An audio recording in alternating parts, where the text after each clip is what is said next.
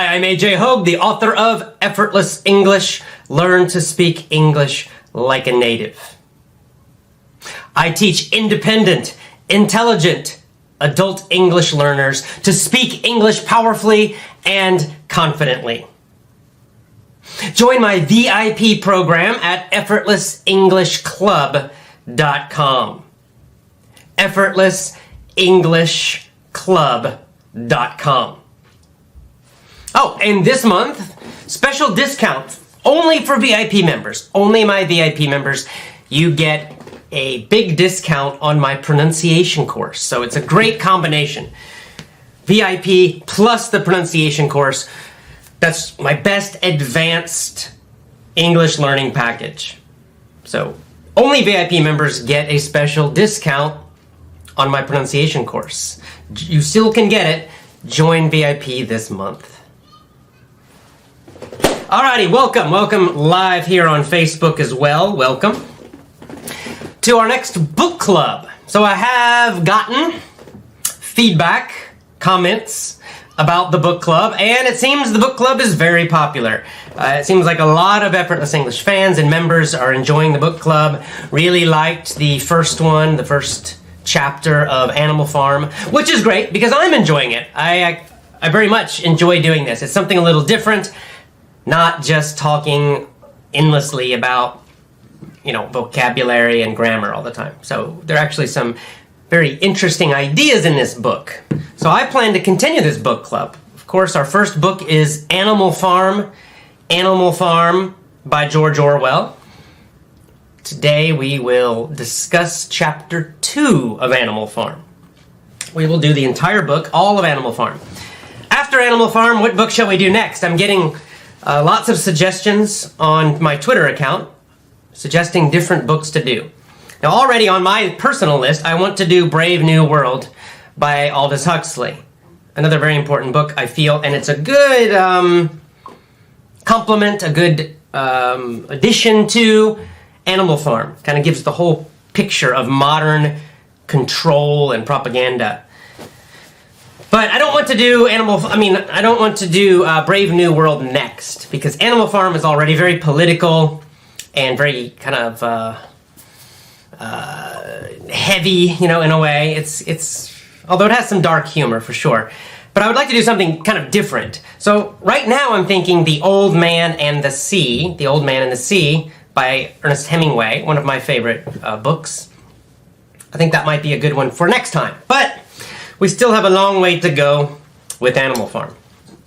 So first of all, we're live here. When I'm looking down here, I'm looking at my computer for the live Facebook viewers. Cheers to you. So let's just want to say hi to everybody who is with me now live on Facebook. Today, I'm talking to you from Osaka, Japan. All right, let's just go ahead. Let's do it. Let's start with Chapter 2. Chapter 2 of Animal Farm. Okay, Chapter 2 begins. I'll give you, once again, same system. I will first just give you a summary of the plot, what happens in Chapter 2. Then I'll go back and I'll discuss what I think are the kind of clear and obvious ideas. And then sometimes I will give you my personal opinion, my personal analysis, my personal understanding of what George Orwell, the writer, was saying. And of course, I encourage you to do the same, to think deeply about these things. Think about the story, think about the ideas that I give you, and you might agree with some, you might disagree with some, that's fine, but I encourage you to think deeply. See, one of the differences between just entertainment and what we might call literature or, great books, one of the big differences is that with great books, they're designed to make you think. You're supposed to think about them. You're not just supposed to enjoy them. It's not about entertainment. If you watch a superhero movie like Thor or the Avengers, that's just for entertainment. There you go, you watch a bunch of guys fight. It's kind of relaxing. It can be fun. But you're not really meant to think deeply about it. It doesn't have a lot of deep messages, usually. But a book like Animal Farm is quite the opposite. The first purpose is not enjoyment. It's not just entertainment. The first purpose actually is to get you to seriously think about the book and the ideas in the book. Entertainment is secondary. Some great books, for example, I might find very powerful, but I don't actually enjoy them. George Orwell's book 1984, probably his most famous book, is a good example of this. I don't enjoy that book at all. I find it super depressing. It's bad entertainment for me, but powerful and very important, which is why we read these books and why these books are valued by so many people for such a long time. All right, let's jump into it. Let's get right into chapter 2. What happens in chapter 2? So, first, chapter 2 begins, old Major dies. The old pig, who, I think pretty obviously is supposed to be Karl Marx. Okay, the old pig. He's the philosopher of the pigs. He's the one that gives them the idea of having a kind of communist rebellion, right? So he dies. So Major never lives to see the revolution. He's never there. He just gave the ideas, but he never actually saw it happen. So he dies peacefully. This is in early March.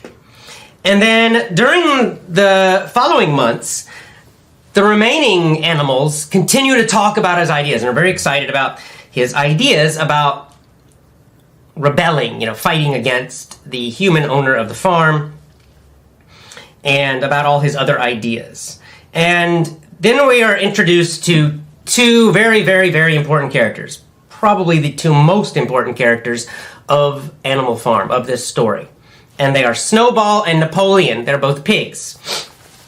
Now, there's some important points that we get right at the beginning of chapter 2. One is this, that all the animals are talking. However, naturally, the pigs were the most clever of the animals. Okay, the pigs were naturally the most clever, the smartest of the animals. And so the pigs naturally become the leaders of the animals, the leaders of the revolution, the leaders of telling everybody about Major's ideas. And then among the pigs, there are two pigs that are right at the top. They're the two most powerful leaders of the pigs and therefore of all the animals. They are Snowball and Napoleon. Snowball and Napoleon. And then Orwell describes each one. Napoleon was a large, fierce-looking boar. Remember, boar is a male pig. So fierce-looking. Fierce means, tough, aggressive, right? The opposite of kind of nice and sweet, right? So he looks scary a little bit. Napoleon he's a tough, strong, kind of scary looking a little bit. And he has a reputation for not being a talker. So Napoleon doesn't talk a lot. He's not good at talking and giving great speeches. But he has a reputation for being very tough and getting his own way, meaning getting what he wants, right? So he's got a tough, strong mind, and he's physically looks tough and strong. That's Napoleon, leader number 1. Leader number 2 is quite different. That's Snowball. Snowball is a vivacious pig. Vivacious means lively, lots of energy, gives the idea of maybe enthusiastic, right? Yeah, positive maybe. And Snowball is a much better speaker. He's a good, quick speaker, more creative.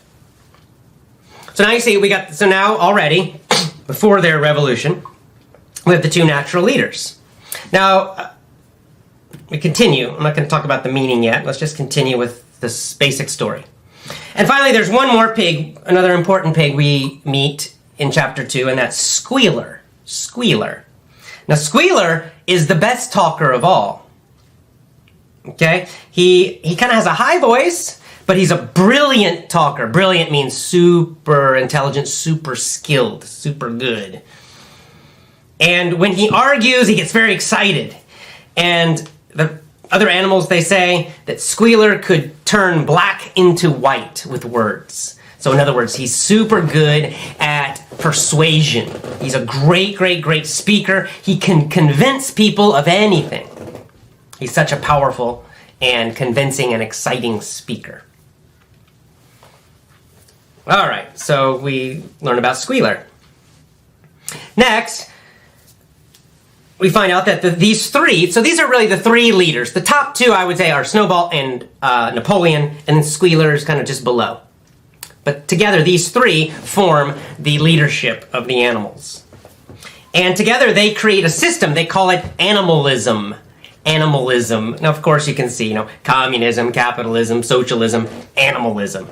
This is the system. They develop a intellectual, academic kind of intellectual system. They call it animalism, a philosophy, a political, and even a kind of almost religious philosophy.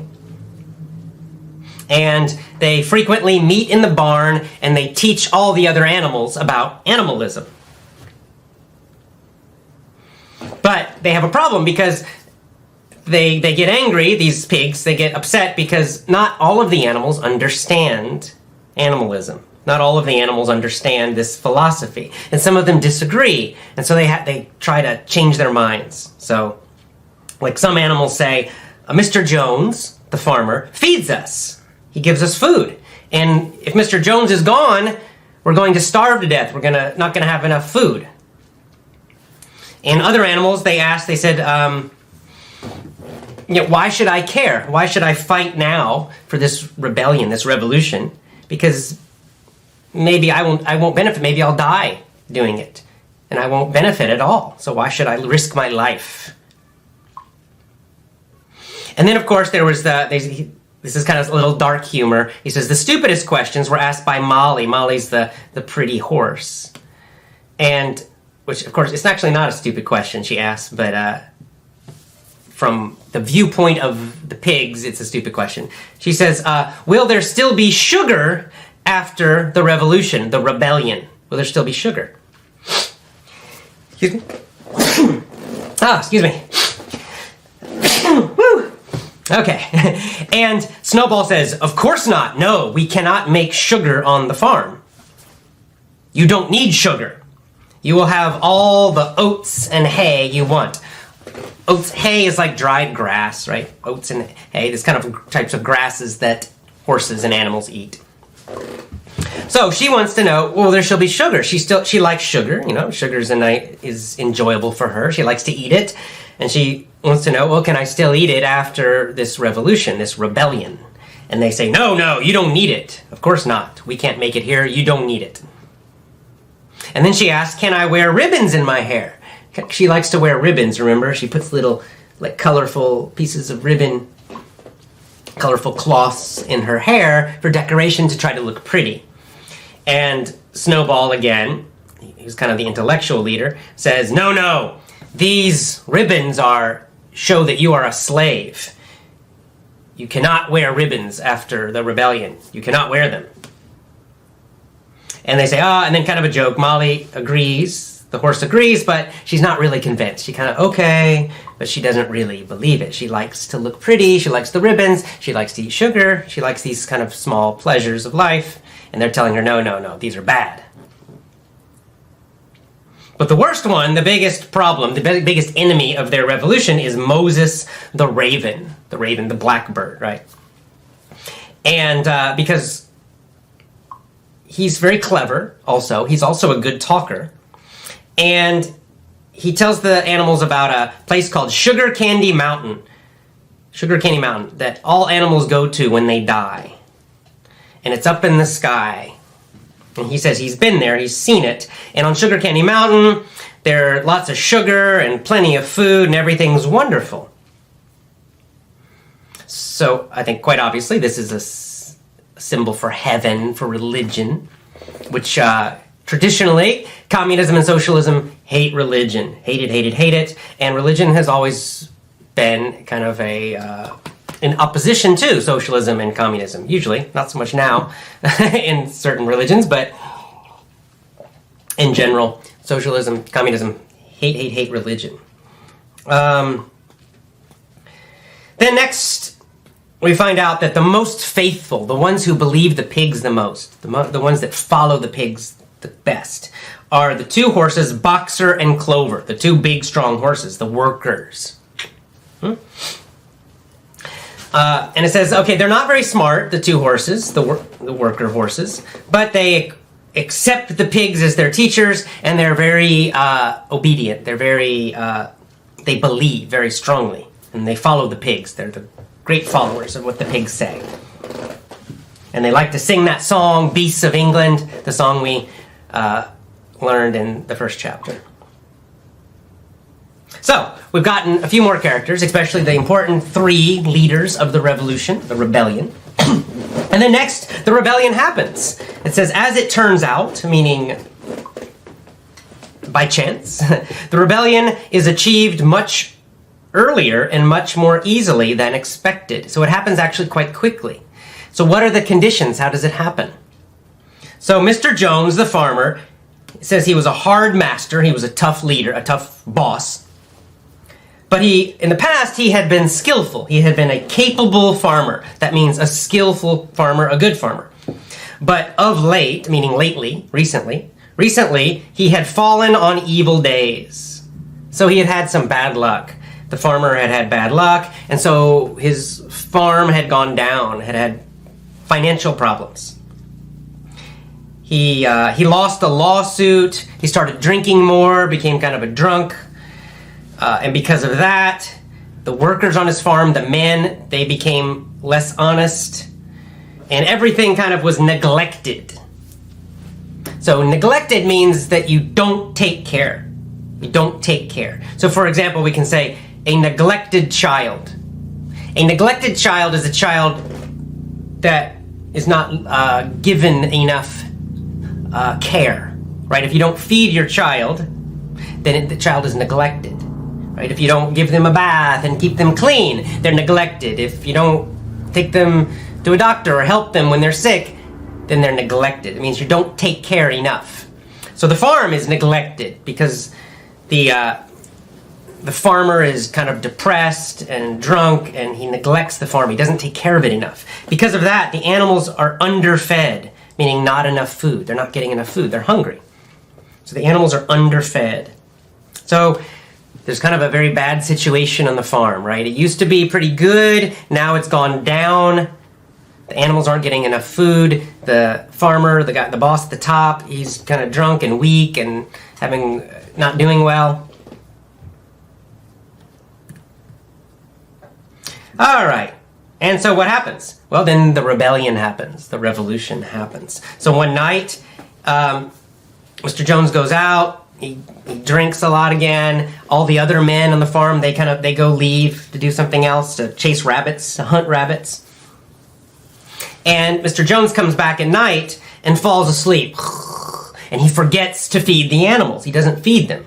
So all day, the animals get no food because the human workers leave to go have fun because the boss is gone. And the boss gets drunk, goes out, gets drunk, comes back, falls asleep. So the animals get no food. They're hungry, hungry, hungry. They're really getting upset.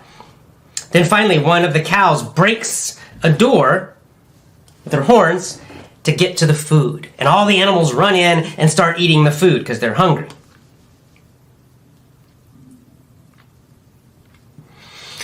What happens next? Well, Mr. Jones wakes up. He hears all the noise of the animals breaking into the food and eating the food. So he gets upset. He runs out to stop them. He goes out there to try to hit them and knock them and stop them. But the animals are so upset and angry about not having enough food and learning about all this kind of ideas about revolution that they attack him. They attack the farmer. They start kicking him and hitting them with their head. He says headbutt. Headbutt means to hit someone with your head. And he's never seen the animals act like this before. Finally, they stop trying to defend themselves, the farmer and one other human, and take to their heels. They take to their heels. That means they run away. They take to their heels, they run away. So the humans run away, the farmer and one of the workers. In fact, all of the workers. A minute later, all 5 of them. So I'm sorry, not 2, 5. There were 5 workers. 5 humans, rather. The farmer and the workers. They run down the cart track. They are in full flight, meaning running as fast as they can down the cart track. And the animals chasing them. Mrs. Jones, the farmer's wife, looks out the window. She sees what's happening, and she grabs a bag with some of her stuff, and she runs away also. So they chase the farmer, Mr. Jones, all the way to the road, and they close the gate behind him. And the rebellion is successful. The rebellion is successful. They drive away all the humans. Now the animals own the farm. They're in charge of the farm. So, of course, they're super happy. They run around the farm really happy. They go into the farm buildings. This is important because this is something that happens in lots of rebellions. They destroy all the things they don't like about the farmer. All the things that remind them of the farmer. So they get rid of the knives. They get rid of the whips. Whoosh. They get rid of the chains. They get rid of all these other things that were used against them that they don't like. And they burn them. Snowball, remember he's the more intellectual, talkative leader. He also takes the ribbons that the horses like the little pretty ribbons that look nice. He throws those on the fire too. He says, ribbons are like clothes. They come from humans, so animals cannot wear them. All animals must go naked. Must be naked, no clothes. Boxer, the worker horse, he hears this, so he throws away his own hat. Remember, Boxer believes them and everything. So Boxer had a little hat that he wore, and the hat helped him to cover him from the sun and helped him when the flies tried to get on his eyes. It would block the flies away. But Boxer is a true believer. He believes the pigs. He believes in animalism, so he throws away his hat. He burns his hat because it's a symbol of the humans. So finally, the animals destroy everything that reminds them of Mr. Jones. So this is a common thing we see in rebellions, especially communist ones, where they try to erase the past. They try to erase the past history. They try to destroy everything, and often everyone, who reminds them of the past. Then they sing the song again, Beasts of England, 7 times running, and they run around. So they're all just kind of running around going crazy. Yay! Destroying all the stuff that reminds them of the farmer. Then they finally go to bed. They wake up. They're excited again. They run around the farm some more, right? Yay! Right, so they're still in celebration mode. They're still celebrating. Then, they go to the farmer's house, his personal house where he lives, right? They decide they want to go into there. They've never been in there before. The animals were never allowed to go in there. So they tiptoe, means to stand on your toes, trying to be very quiet. They very quietly go into the farmer's personal house. And they talk in a whisper. They whisper. They talk very quietly. Because this is like the forbidden place, the place they could not go. And they're in awe, meaning they're shocked because of the luxury. Right? The luxury, meaning the riches, right? They see the soft beds. They see the sofa, the carpet, the decorations. Then, a little more dark humor, Molly disappears. Remember, the pretty horse disappears. They find her in Mrs. Jones, the farmer's wife. They find Molly in her room, and of course, what is she doing? She's trying to look pretty. Right? She's putting like ribbons and stuff in her hair and trying to look pretty.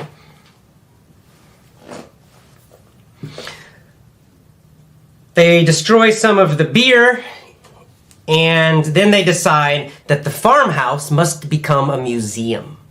No animals can go in the farmhouse. No animals can live in the farmhouse. They will keep it as a museum. No animal must ever live there. Never. Then Snowball puts them to work. He says, it's time, we must work. It's already getting late. We have a lot of work. We have to harvest the hay. To harvest means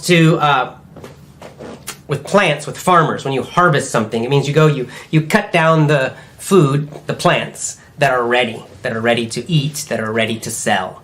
So they need to harvest the hay. Remember, hay is a kind of grass. So he's like, we need to get to work now. because the hay's ready. We have to go out there and harvest it. Then the pigs tell everyone that they know how to read and write. During the past 3 months, they taught themselves how to read and write. So clearly we're seeing that in this revolution, the pigs are the intellectuals, right? They're not the workers. They're not the hard workers. That's Boxer and Clover, the big horses. They pull the plow, they pull the heavy equipment, they do a lot of the hard physical work. They're the physical workers, the laborers. They call it the proletariat in communist philosophy. But the pigs are not really that. The pigs aren't workers, really. The pigs are the intellectuals. So the revolution, the rebellion, is led by the intellectuals, not by the workers. So they say, we know how to write. So they get some paint and they cover the name of the farm. The old name was Manor Farm, remember? We learned in chapter 1. And they rename it, a new name. Now the new name is Animal Farm. So they write Animal Farm. It's the new name of the farm. Then, most importantly, they write down on the side of the wall, I believe. Yep, on the side of the wall, they write the 7 commandments of animalism. This is the 7 commandments of animalism. The 7 commandments. A commandment is a rule you cannot break, right? So in the Bible, they have the 10 commandments, right? They're not suggestions. It's not something you kind of should do. It's a commandment. It's a command. And the Bible is a command from God, right? It has that idea. It's that strong. So it's more than a law. It's more than a rule. It's stronger even. A commandment. 7 commandments, which every animal must follow. These are the root of animalism. So number 1, whatever goes upon 2 legs is an enemy. So we got this from Major in the last chapter. So anything on 2 legs is an enemy. Humans, mostly. Number 2, whatever goes upon 4 legs or has wings is a friend. So 4-legged animals or birds are friends. Number 3, no animals shall wear clothes. Animals cannot wear clothes. No ribbons, no hats, no clothes. Number 4, no animal shall sleep in a bed. Aha, no sleeping in a bed, because that's what humans did. Number 5, no animal shall drink alcohol. No drinking beer, no drinking wine, no alcohol. No. Number 6, no animal shall kill any other animal. So animals cannot kill other animals. So it's okay to kill humans, apparently, or enemies, but you cannot kill other animals. And number 7, the big one, no, all animals are equal. All animals are equal. This is really the root of socialism, communism, or in the story, the root of animalism. This idea that all animals are equal. So they write this up on the wall. Then after that, they have to go to work. But the cows complain. The cows they start So describes it as a loud lowing. Lowing is kind of a weird word, but basically they're mooing. In America, we say moo, the sound that a cow makes. Moo. So they're mooing very loud, or lowing, because they had not been milked, right? So the female cows, if they have milk, they make more and more milk, and someone needs to milk them. They need to take the milk out. A baby cow needs to take out the milk, or someone needs to take it out, or they feel bad. So they realize this, so the pigs get the buckets, and the pigs milk the cows, so they get the milk. And they get 5 buckets of milk. They get 5 buckets of milk from the cows, the pigs do. And somebody, doesn't say who, one of the animals asks, what will we do with the milk? Oh, we have milk. They all want to drink the milk. The milk is great. And one of the animals, one of the chickens, the hens, female chicken, says, Mr. Jones, the farmer, used to give us milk. He would mix it in our food sometimes. So they're excited. Oh, give us some milk. But Napoleon, the strong, tough pig, says, oh, never mind about that. We need to harvest, right? We need to go work in the farm. That's the most important. I'll take care of the milk. Don't worry about the milk right now. Harvest is more important. Comrades, meaning friends. And so all of the animals go out to work in the farm, except Napoleon. So they all go out to work together. Yay! And when the animals come back from working, they notice that all the milk is gone. So already we're seeing the beginnings of the end. All right, let's go back. That's the end of chapter 2. That's the summary. Let's go back and discuss the meaning, some of the ideas in this. And then, of course, I'll go to questions and comments, and we can discuss that too. All right, back to the beginning. So old Major dies. So again, Major, I think quite clearly, represents Karl Marx. On Twitter, someone mentioned maybe it's Lenin. Maybe. But I think Karl Marx, because Lenin actually joined and led the revolution in Russia. He was the main number one guy. So he was there during the rebellion, and he was the leader for a while at the beginning. So he was more than just the philosopher.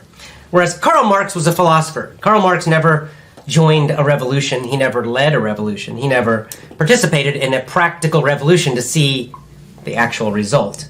So much like Major dies before it happens.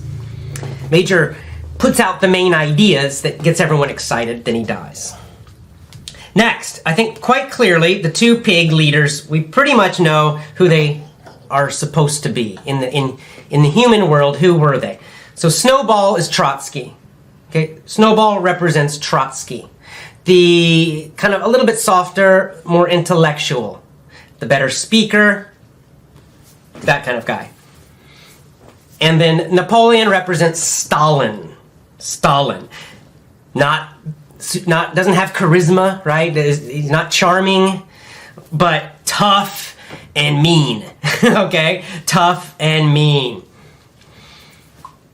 Stalin. So we have Snowball, Trotsky, and Napoleon, Stalin. All right, and he describes their personalities. And by the way, this is more than just my personal opinion. I mean, almost everyone agrees this is true. I'm not sure. I haven't read if Orwell specifically, told people this, but it's pretty obvious that that's who they are. Now, Squealer, I'm not sure. Squealer, the third leader, kind of the assistant leader, I would call Squealer. Squealer is the propagandist. He's the one who's the best at propaganda. He's the best speaker of all. He can persuade the animals of anything. He can change their mind about anything. He's a super great speaker, a brilliant talker.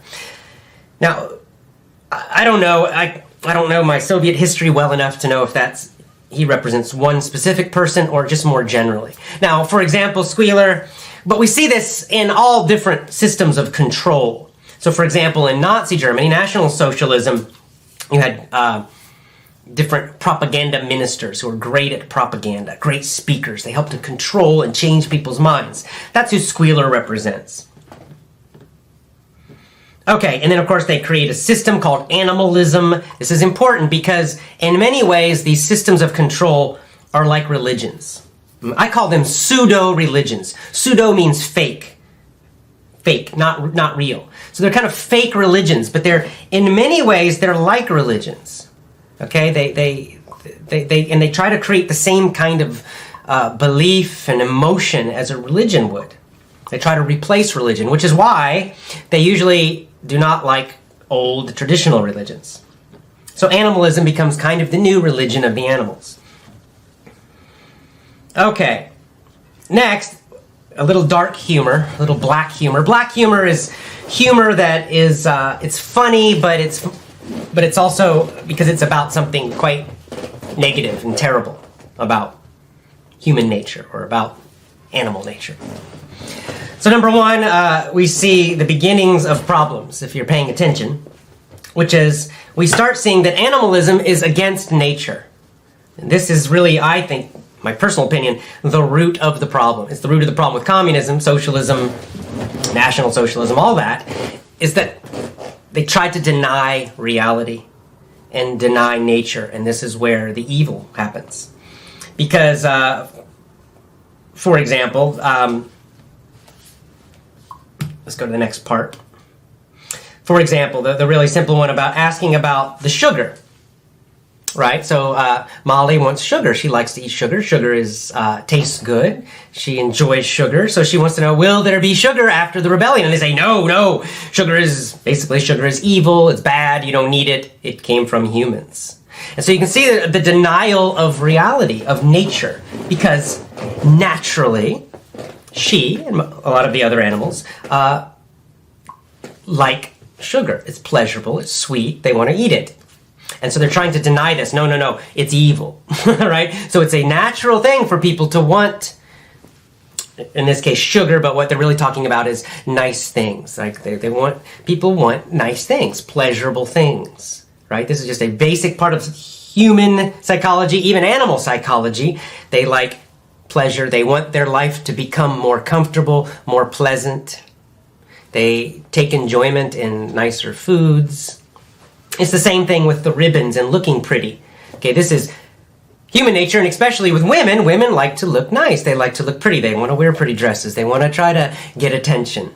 This is men do it too in their own way, for sure. But with women, it's even more obvious. So this is nature. So to deny that, to say it's evil and bad, right, automatically the animalism is going against human nature. Of course, all of this is really talking about humans, this story, not animals. But he's using the animals to do it in a more funny way. Okay, so she asked, can I wear the ribbons? No. Then we learn, Moses basically represents, Moses is the blackbird, the crow, or the raven. He represents the priest, kind of the old priest, because he talks about Sugar Candy Mountain, the magical place that the animals go to when they die. Obviously, that represents kind of heaven, right? That some traditional religions talk about. Some religions about, oh, when you die, you'll go to heaven and everything will be great, so don't worry about now. Now, not all traditional religions teach that part. Don't worry about now, but some did. So it's also a criticism of the use of religion to control people.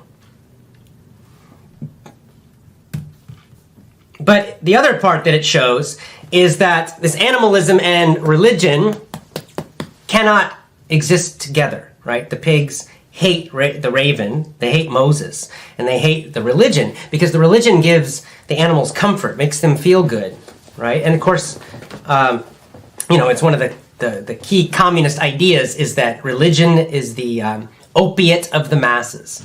Opiate is a drug that makes you kind of sleepy. Right? So the communists and socialists hate religion because they thought that it made the masses, meaning most people, sleep. It made them comfortable and gave them hope, and so they wouldn't rebel, they wouldn't fight, they wouldn't join communism or socialism. So they tend to, when we look at history, most communist revolutions, they kill or attack religious people. And in many ways, it's because, again, they are a kind of pseudo-religion. They're really trying to become an alternate religion. Now, next part, another interesting point Orwell's making. Boxer and Clover are the workers. Now, they represent the workers, the proletariat in communist language, proletariat. Right? These are the guys that represent the masses of workers, working in the factories, working in the farms. The people the revolution is supposed to help. Right, the intellectuals of the revolution, the pigs, or Trotsky, Lenin, etc., Stalin, they say Mao, they say, oh, all of this is for the workers to help the common people. Right, that's what they say. And in the beginning, we find that the common workers, Boxer and Clover, the horses, they are the true believers. They're the most excited about the revolution. They believe the most strongly. They're the best followers of the pigs. They do what they're told. They really believe that the pigs are going to give them a better world and help them, that they really want that. Okay, then we have the revolution happens. I think one interesting point. So he describes, when does it happen? The revolution happens not when the farm is doing well. Well, I mean, that's kind of an obvious point, right? it happens when the farm starts to have problems. So there's kind of a breaking up, right? The animals are not getting enough food. The farmer becomes weak and drunk. He doesn't pay attention. He doesn't manage the farm very well. So all these problems start happening. That's when the revolution happens. Finally, one day they don't get any food, and they all attack him. Obviously, I think Orwell is showing that, when do these revolutions happen? Well, they don't happen when everything's wonderful, usually. There's no reason for people to rebel when the economy's great and everything's going well. Now they happen when things start to break up and there are problems. Okay, so then they have the big fight, and the animals win. And I don't think we need to talk about that too much. I think that's obvious. That represents the actual revolution, the actual fighting. And they make all the humans run away. And then they all celebrate. Yay! Right? They're all happy. And for good reason, right? They were suffering, for sure. That's true. Now then, this is the next part. I already mentioned it a bit. But it's a good point because he's, again, describing. Orwell is describing what happens in every single communist revolution. And that is the next thing they do. In fact, the first thing they do is try to erase history. Right? Now, of course, you can kind of understand this somewhat. They want to destroy all this bad stuff, the stuff they hated about the humans and about the farmers. But in general, they try to wipe out everything. They want to get rid of everything that reminds them of the past. And I believe what he's talking about here is this, what we see in communist revolutions again and again and again, is they try to erase history. They start rewriting the books. Now, in his other book, 1984, he talks about this much more. Orwell does, the writer, where they try to completely erase the past, change all the history books, pretend, they erase people they don't like from history. And we saw that happen in the Soviet Union. Even when they would erase people, we'll see it later in this story, they even erase people like Trotsky, or tried to. They couldn't quite do it, but they tried. Then again, we see this kind of nature where, again, Molly wants to put on the ribbons. Again, they say it's evil, and they make a rule you cannot. So they're trying to outlaw kind of a harmless, honestly. You can see that it's kind of a harmless nature, human nature, or animal nature. And then Boxer, remember the worker, in the beginning, he believes so much, the big strong horse. He's such a strong believer that he actually throws away his own hat. Now even he describes the hat is quite useful. He's not trying to look pretty, Boxer. The hat helps to keep away the flies and block the sun. So it's actually quite useful for him. It helps him be more comfortable when he's working really hard, but it doesn't matter. He believes the pigs. He really trusts them. He really trusts that the pigs, the intellectuals, will help him. And again, what is George Orwell saying here? He's showing, again, that in the beginning, the revolution, it's the workers, the common people. They really believe the intellectuals. They really think that the guys who are leading it, the top guys, are going to help them. They really believe that they're doing it just to help them. And again, this is a denial of nature, I would say, because in all of nature, we have hierarchy, right? We have hierarchies. Everyone is not equal. Everyone is not the same. Some are more smart, some are smarter, some are not. In this story, the pigs are the smartest ones, and therefore quickly become the leaders. And not only that, but the pigs are the most ambitious. So it's not only intelligence, but they also have that desire, that strong desire to fight and be at the top, to be leaders. And so naturally they become the leaders. Whereas Boxer, he's physically stronger than anybody else, any of the other animals, but he's not so smart. And so already you see that right from the beginning, there's no equality. There's no equality. The pigs are the leaders, and the worker, Boxer, is under them. He's just following them. He trusts them. He thinks that they just are like saints, right? They're saintly, that they just doing it purely for love of the workers, and that's all, for the animals. And we saw this in the Soviet Union, we've seen this in all these revolutions, where the common people in the beginning, they really believe it's going to make their life better. They really think that everyone will be equal. They really believe that the intellectuals, the leaders of the revolution, are doing it just because they love the workers so much. But what we see, we will certainly see it in this story, is quite the opposite. Because it's just not true. If we look at history, there are very, very, very few true saints, okay? People who care about others more than themselves. This is a very rare quality, and usually these are very religious people. Most of us, including you and I, we're selfish. This is part of human nature, right? And this is the part they're denying, they're trying to go against. They're trying to pretend it doesn't exist, but it is human nature, it is nature in general, to be somewhat selfish, to care more about yourself, to try to benefit yourself, to try to go up the hierarchy, right? There is a hierarchy. Hierarchy means ranking, something above, something below, right? It can be, in nature we have hierarchies. There are some things that are very small, some things that are bigger, bigger, bigger, up to huge, right? That's a hierarchy of size. Everything is not the same size. There's hierarchies of intelligence among humans, among animals. Some are not very intelligent, some are super intelligent. There are hierarchies of ambition, of that desire to succeed. Some are very lazy, some are very, very ambitious. There's hierarchies of aggression, the desire to win, to fight, to beat other people, to compete. Again, some are very not uncompetitive, hate it, but some are super competitive. Now, the pigs obviously are the super competitive intellectuals. And right from the beginning, they're the leaders. And right from the beginning, the workers are following them, Boxer and the others. All right, continuing. Oh, this is kind of funny. Then they go to the house. Remember, they go to the house of the humans. And they're kind of, they're in awe, right? Meaning like it's just amazing. As they look around the house and all the luxury, right? The beds and the food and everything.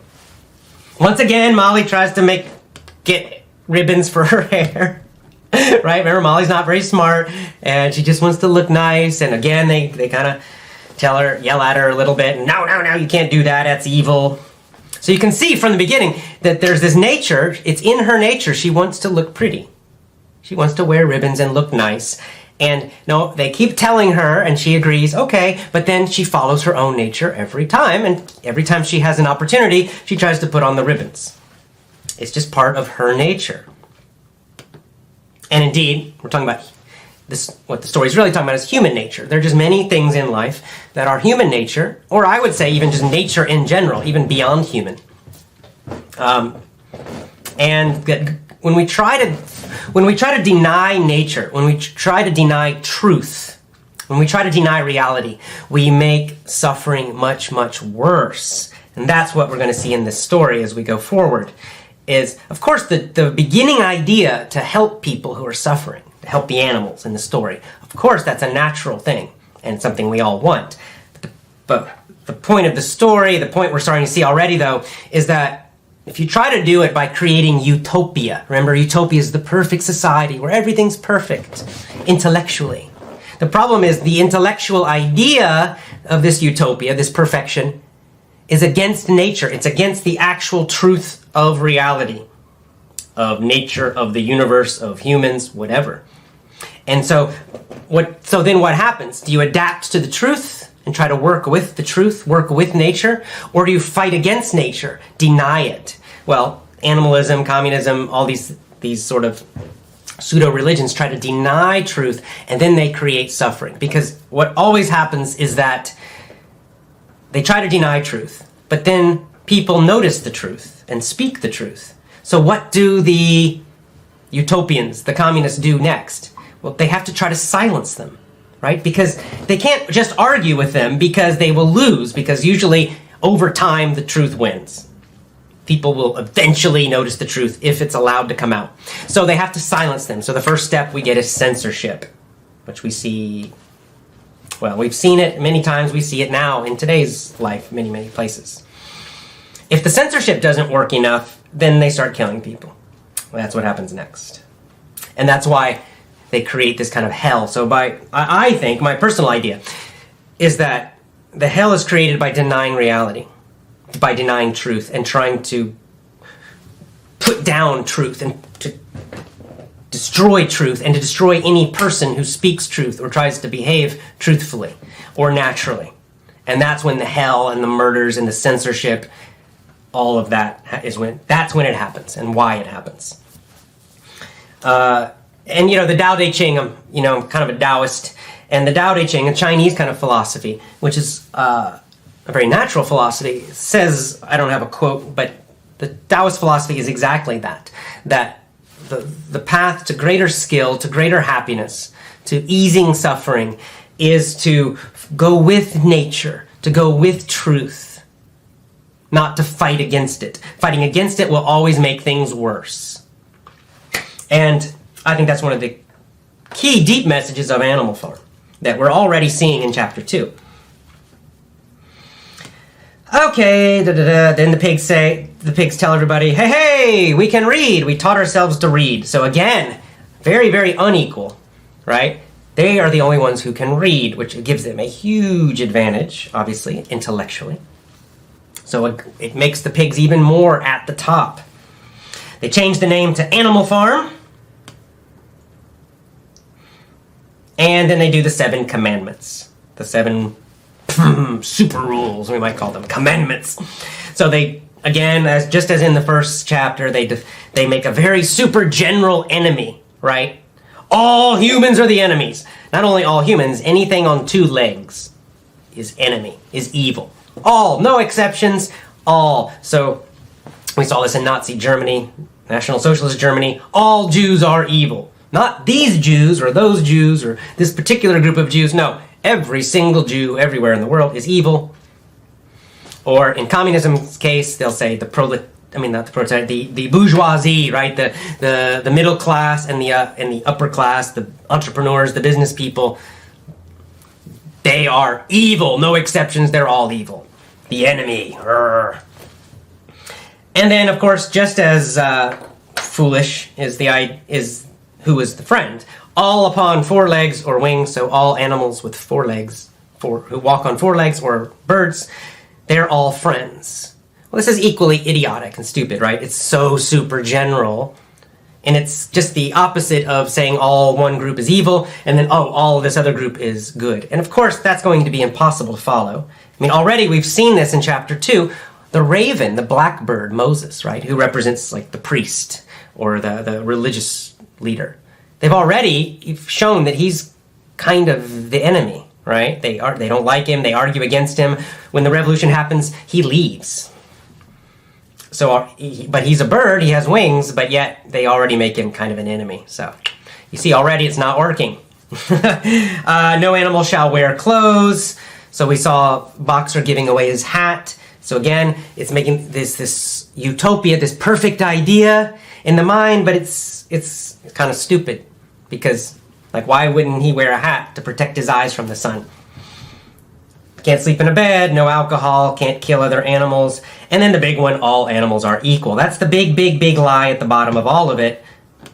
They're clearly not equal. They're already not equal. They're already not equal. We already have the pigs, especially those 3 pigs, clearly are the leaders. And at the very end, we see one in particular is at the top. And this happens with the milk, our last thing, the milk, which is it's a key event in the story, I'd say, what happens with the milk. They milk the cow, and they have these 5 buckets of milk, and all the animals, well, great, we all love milk. Let's all share the milk, mix it into our food, we can eat it. And Napoleon says, no, you need to go work in the farm. That's important. Don't worry, I'll take care of the milk. Don't worry. Trust me. Trust the intellectual. Trust the guy at the top. So all the animals go out, and when they come back, the milk is gone. And of course, he doesn't say it directly, but we know what happened. What? He drank the milk. He drank the milk, he took it for himself. So there's already not equality. There's one, the strongest, toughest pig, the strongest, toughest leader is already getting more power. He's already taking much more for himself. He's already taking the best food for himself right at the very beginning. It's already happening. And you can already kind of see that, especially Napoleon, he's not just doing this for the other animals. He's not a saint. He doesn't care more about others than himself. Quite the opposite. This is about power. And this is also part of nature, and human nature especially. There's a power hierarchy, and there always will be, and there will always be men or women, traditionally men, who will fight harder and who want more and more power over others. I mean, anybody can look at history and see that is the case. Now, sometimes the most powerful guys at the top are more good, more virtuous people, and they indeed do help their country or their people. But many, many, many times they do not. And I think, in the United States, if I think about American history, the idea of the American Revolution was this. The idea of the American Revolution, which is, I'd say, now mostly dead, sadly, but the idea of it, and probably for the first 100 or more years, the idea was that the American government would try to go with nature, that the American system of government realized that there will always be men and people who try to get more and more power, and that we cannot deny this, that it's stupid and foolish to think this. And so therefore we have to have a system.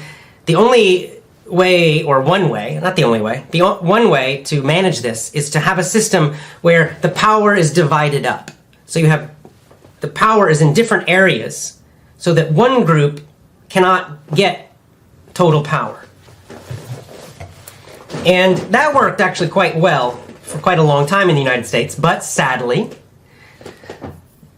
and this is also true in business and economics, sadly, eventually, this system was defeated. And now we do have this incredible concentration of power at the top.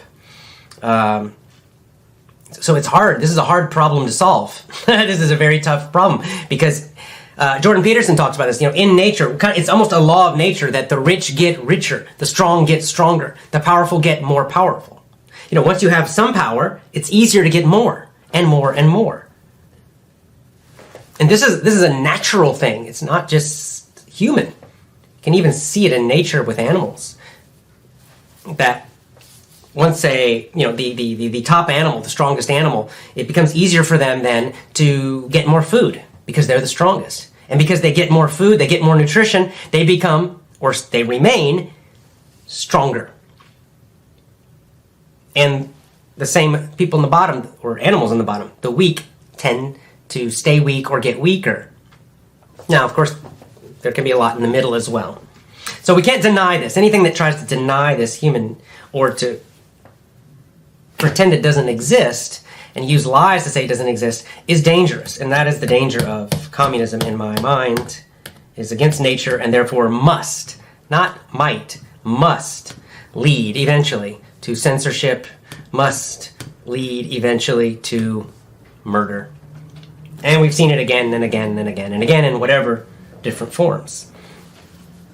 All right, I'll take some of your comments now. Let's look and see. Now again, for this book club, let's focus the comments on Chapter 2 of Animal Farm. You can mention Chapter 1 if you want.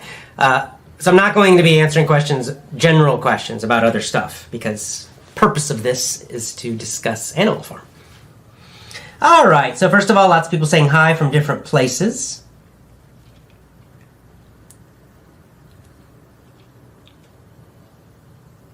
All right, let's see. Okay, well, that's more of a general one.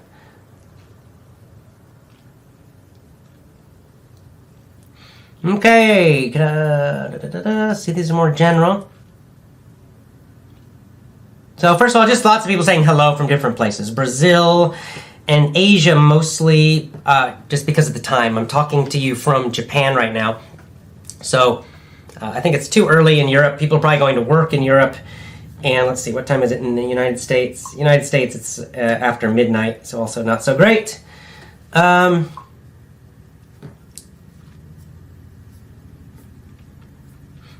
Go back up and see if we got any comments about Animal Farm yet. Hello Ryuichi. Just want to say, one of the commenters, someone I have met before. He's moving to Hiroshima. He's Japanese. Very cool. Hello. Okay, great. All right, so it seems like basically most people are just saying they are enjoying it.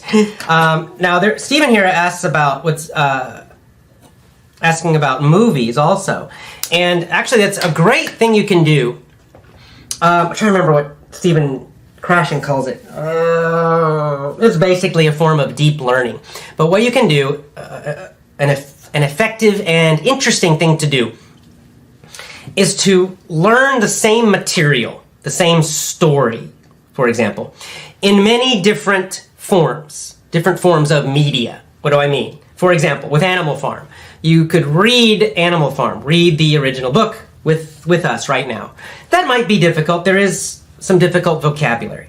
But number two, you can listen to my book club show. So you'll get the basic story and ideas, but in simpler English. Obviously, I'm using simpler, easier English than the book. So it's kind of you get some repetition there, though. And then next, what you could do, there are a few different movies, Animal Farm movies. There's one particular I know that is a cartoon that's quite good. I saw it when I was younger. So you could also watch that movie. You could use the movie technique with the cartoon of Animal Farm and, repeat the scenes, repeat pieces of that movie again and again, playing them again and again. You could use the subtitles on the movie, and in this way, learn it even more deeply. Now, the advantages of this is, number one, you get a lot of repetition. You get repetition of vocabulary, repetition of phrases, therefore grammar, and also repetition of the ideas in the basic story. And each repetition, it's easier for you, and you learn more deeply, and you remember more. That's why it's powerful. Now, another benefit is that you're also getting some variety. Each one's a little different. So sometimes with repetition, what's the challenge, the problem? It can become boring, right? If you're repeating the same exact thing, exactly the same every time, yeah, you can get a little bored. I don't want to read it again, right? You don't want to read Animal Farm 50 times, maybe. I understand. So you read chapter 1 3 or 4 times. Then you listen to my show on about chapter 1. You listen to that 3 or 4 times. Then you go watch the movie. You watch the first, 10 minutes. And you watch the first 10 minutes, you rewind. You do that 3, 4, 5 times. You use the subtitles. Then you can go back and read a little more. And so in this way, your brain stays interested because each form is a little bit different. It's the same story, but each one is also told a little differently, right? You can also add an audio book. That would be a fourth form. So you could listen to the actual book. So you could listen to chapter 1, word for word. So in this way, you're getting all this great variety, but it's all kind of deep because you're using the same basic story, the same basic content, but in these different forms. Some of these forms will be easier, such as this show. And some of these forms will be more difficult, such as the audiobook or the book. And the movie's probably in the middle. But in this way, you give your brain this similar information from different angles, right? Different ways, different forms. This is a great way to learn. You'll remember much more this way. You can do a lot more repetition this way. So I recommend that. I can't remember. Dr. Stephen Krashen has a name for this, doing this, and I can't remember what he calls it, but I don't know. Doesn't matter. The name doesn't matter. The idea is important. So try that. I recommend, rent or find the video. See if you can find the audiobook. Of course, watch this show. Do all these methods.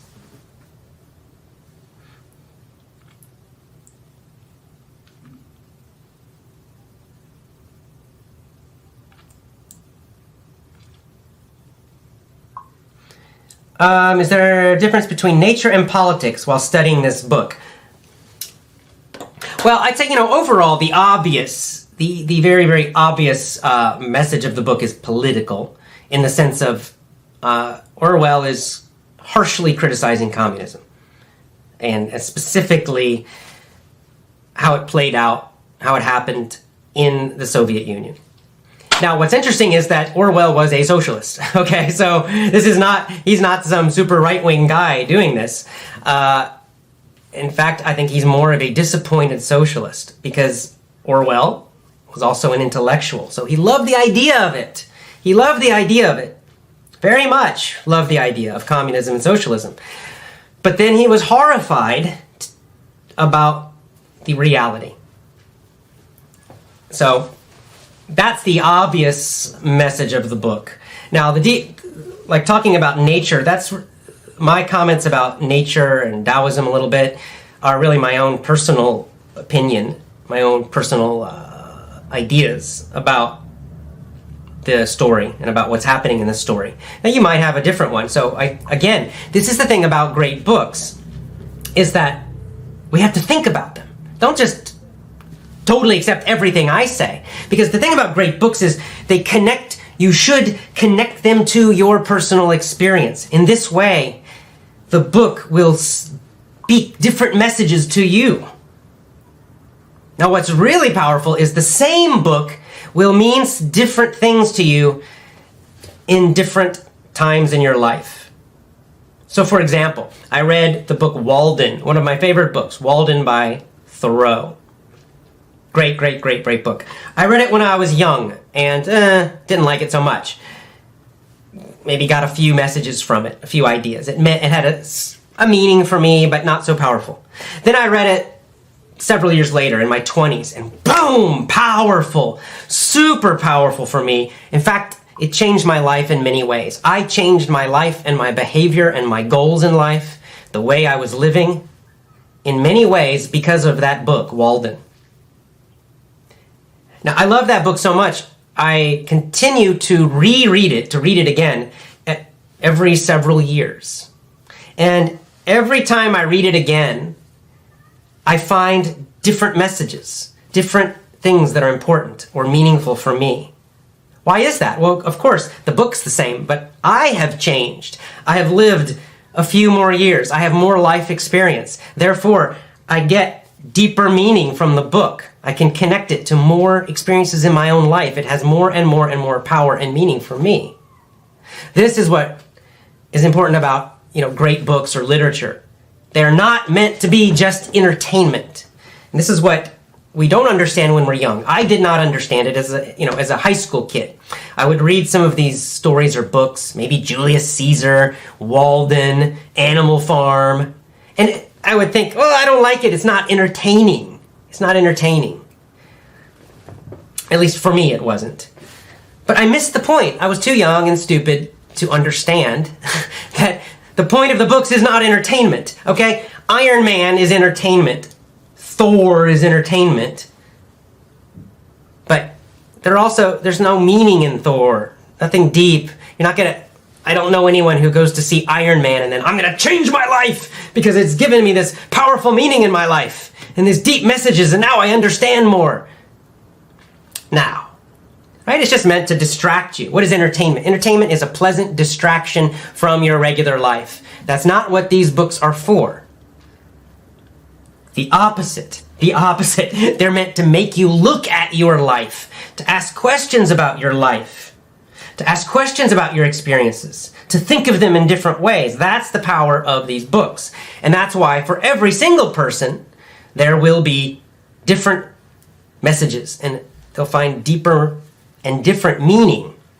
Yes, there are some obvious things, it's obviously about the communist revolution in Russia, and there are obvious connections to certain historical people like Stalin or Trotsky. But there's also much more than that.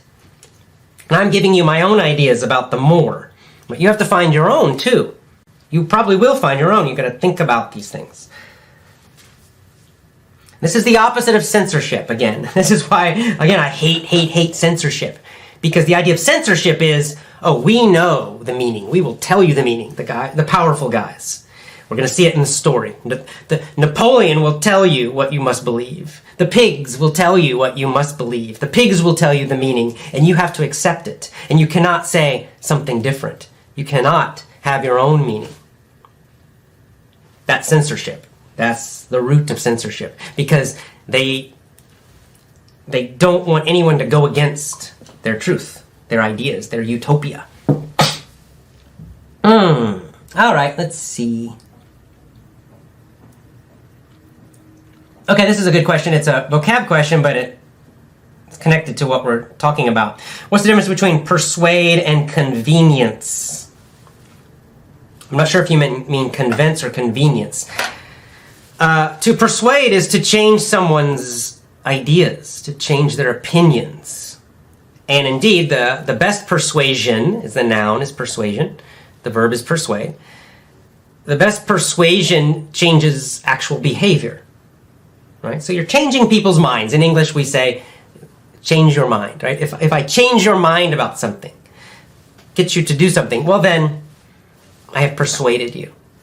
Convenience means basically ease or comfort.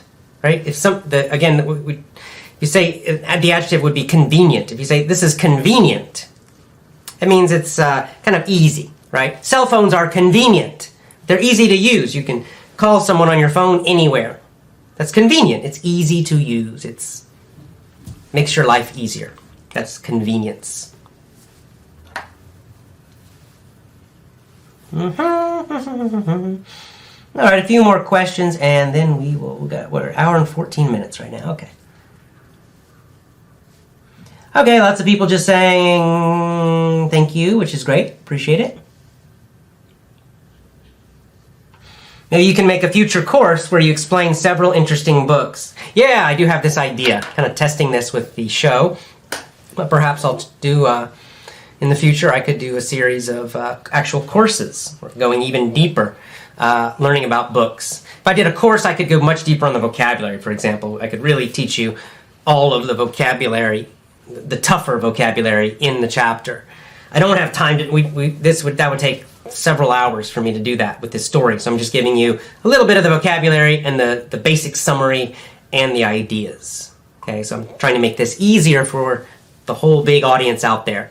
Maybe in the future I'll do that. I like that idea of doing like a book course or book courses. Maybe. And as I said, I am taking suggestions for our next book. So this book, Animal Farm. The next book, right now, I think maybe Old Man and the Sea, Ernest Hemingway. I quite like that book, one of my favorites. But I'm open to other ideas. So if you have other ideas for another book, for our next book, then please tell me on Twitter. My Twitter is my name, ajhoge. So twitter.com/ajhoge, ajhoge. Tell me on Twitter your suggestions for other books. Now, this is a good point. Noor says, I read this book in Arabic. That's another great idea. Not to only do this, but to first read the book in your own language. So read a translation in your own language. So in this example, Arabic. If you're Spanish, read a Spanish translation of Animal Farm first. So again, why? Because it helps you understand the English version better. You'll get the characters, the plot, the ideas very clearly in your own language. And even some of the sentences.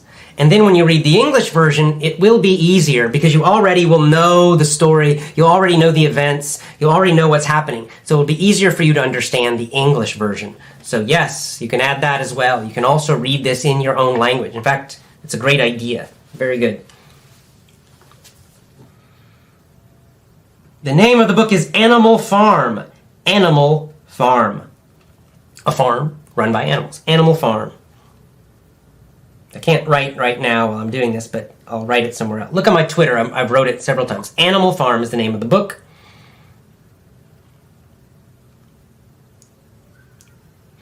All right. A few more questions or comments. I like that one. Good. Louise says, I started with Chin Chin, the monkey stories. It was very useful for me. Thank you. Yeah. You're welcome. He's talking about my mini story lessons. I have a story about a monkey named Chin Chin. Chim Chim. Chim Chim. Yeah, so this is quite different. This is why I'm enjoying doing this Animal Farm, because many times my stories and lessons are quite silly. They're not very deep. Okay, they're entertainment. They're meant to be entertaining. They're meant to just to be fun or funny or kind of crazy. And that's also it's a very useful technique for learning a language, for learning English. Listening to silly, funny stories absolutely is great. So I'm not against entertainment. I don't think George Orwell's against entertainment, or was against entertainment. I'm just pointing out the difference, right? The difference. That we have to have a different expectation, a different mindset when we read these kinds of books. It's a different mindset than entertainment. So that's the point. For sure, enjoy entertainment. I do too. But we also need in our lives things that make us think more deeply, that are more meaningful. So don't read literature thinking you will be entertained. Maybe you will, maybe you won't. But you read it for the ideas. Like, is Animal Farm... for me, I think I chose this one because I do think it's kind of entertaining. Because Orwell, I think, was trying to make it also entertaining. By using the animals, by having some dark humor, he made it a little more light, more entertaining, therefore easier for most people to read. I believe that's why he did the story this way, using the animals. Now, his other book, 1984, is about a similar topic, but it is, for me, it is not very entertaining. It is quite depressing. I do not describe it as an enjoyable book. However, very, very, very important. Okay, let's keep on going.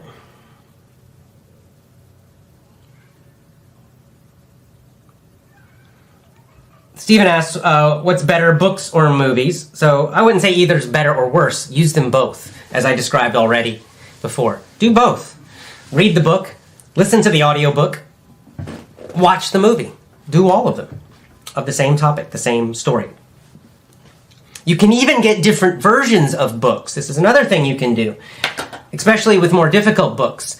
There are lots of, they're called graded readers. They're basically easy versions of books.